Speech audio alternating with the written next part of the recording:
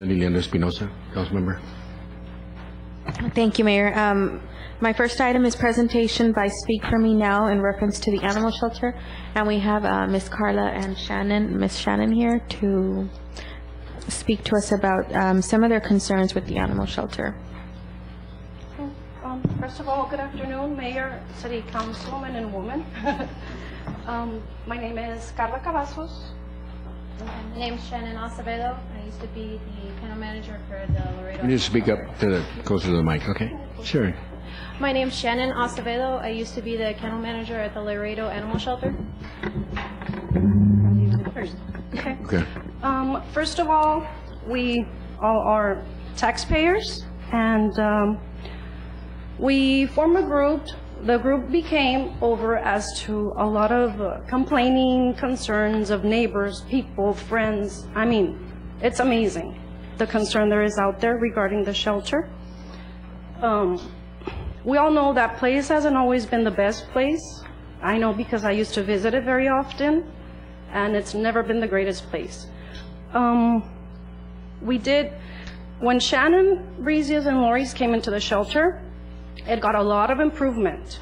They actually started putting animals in an individual cage to prevent infection as well as fighting, among a whole bunch of other things. Okay, then all of a sudden they get fired, and I see this on Facebook. I don't know why. They had done a lot for the shelter. It was seen on TV. I mean, you could see it. It wasn't somebody would say. You could see it on TV, fundraising, take your animal to the park, everything. And all of a sudden I see on TV that they are fired, and I did print this out from Pro 8 News. I printed this out, and it's an interview, and it says, after speaking with former Laredo Animal Protective Society board members, they claim Flores at times neglected animals at the shelter and faced some serious allegations before being terminated from his position back in 2007. Now I wonder, why would we let go of somebody that is doing so much for the community and yet rehire someone, because this is what it says here on Pro 8 News, that had those type of allegations? Now, as a taxpayer, I would like somebody that cares for the shelter, has interest, and does things for it. I don't agree with somebody with allegations of this sort. Neither does a lot of the public. The group is really concerned, as well as the community. A lot of people cannot make it because they work, they have children, they have other things to do that, they can't be here.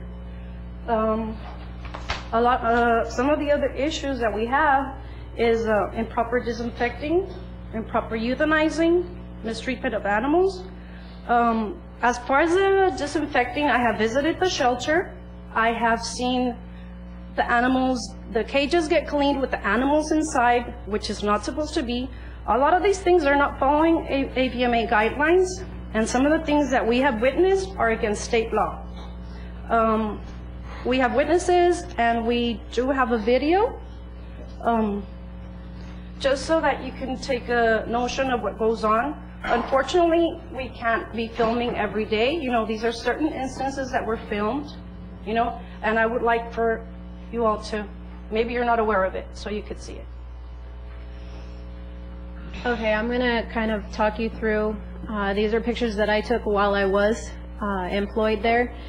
The first dog right here is actually, she came into the shelter. She was healthy. There was nothing wrong with her, but because of the board members, she was pregnant, and they decided that every pregnant animal needed to be put to sleep from now on. This picture shows the dog actually in the cage, the hose on, and no kennelman in sight. This is against the rules, as well as wasting water.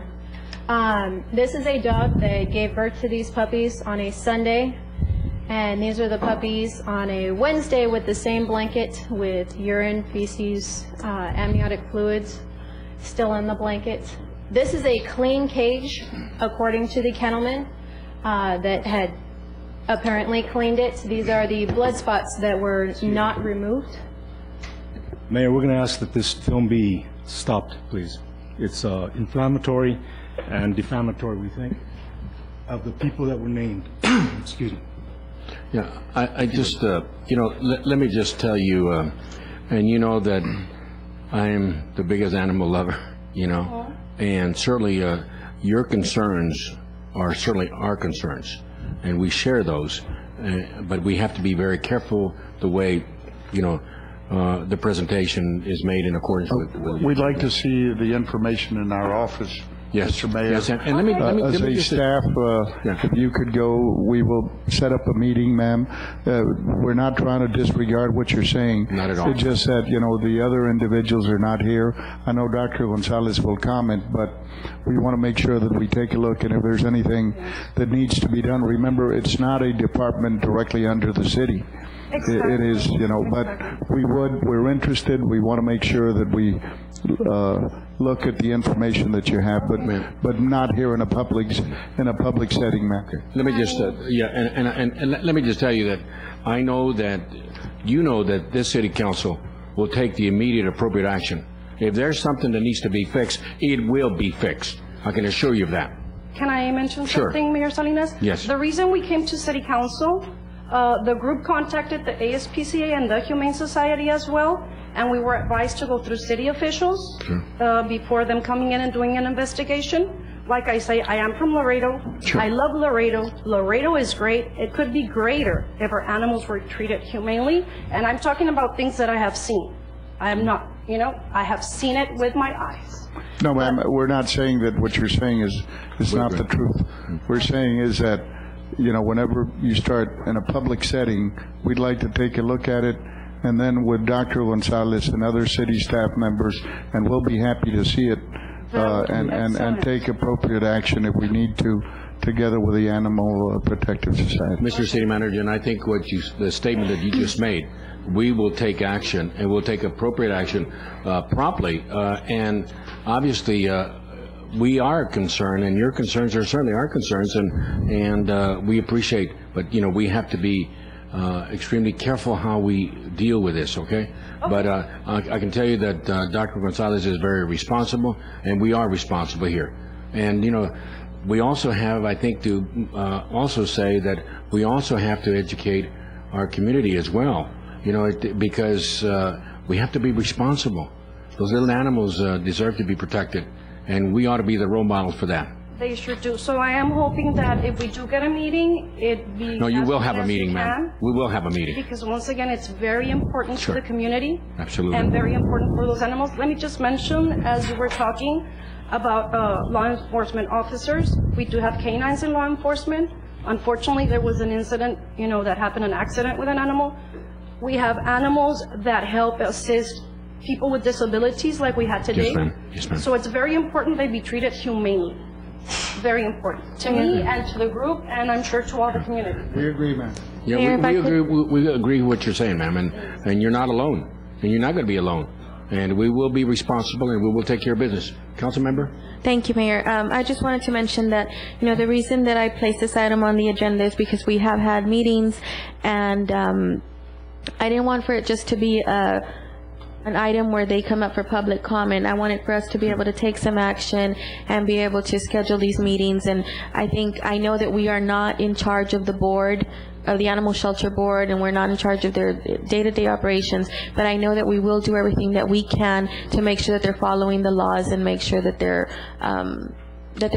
treating the animals the way they should be. And I know that as soon as you get to meet with Mr. Villarreal and Dr. Gonzalez, you'll start to see some changes. Council member, we just want to make sure people do their jobs, and they do it efficiently and properly. Exactly. Okay.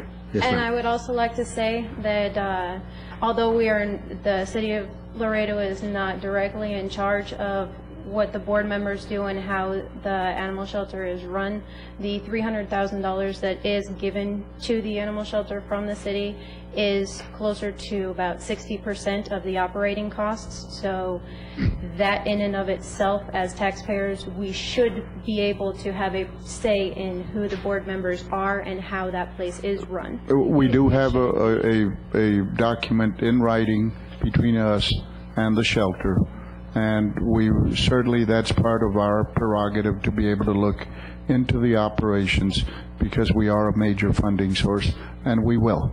Okay, thank you. Thank you all very much. Mayor, let me just add, if you don't mind, Mayor. Okay, can you all send an appointment with staff so we can get this done pretty quick? Okay, Doctor? Mayor, if you allow me. Yes, sir. If you allow me to add, since we are a major funding mechanism for the shelter, we should consider, and I know I talked to Councilwoman Espinosa, that we should consider appointing a member, just like we have on our other committees, that we each appoint a member to the board.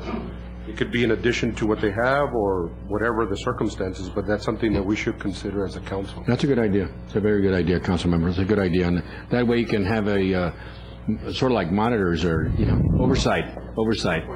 An oversight. Yeah, it can have an oversight. Good. Thank you all very much, ladies. Thank you so much. Mr. Mayor, I'd like to recognize Councilman Garza. Okay, for what? Oh. Doctor, speak with MLS. Council member is in the building. Okay. Thank you, council member. Thank you for being here. You have one more item you want to? Yes, Mayor. I have my second item. Turn to you. Yeah, go ahead. Thank you. Sir? Ma'am?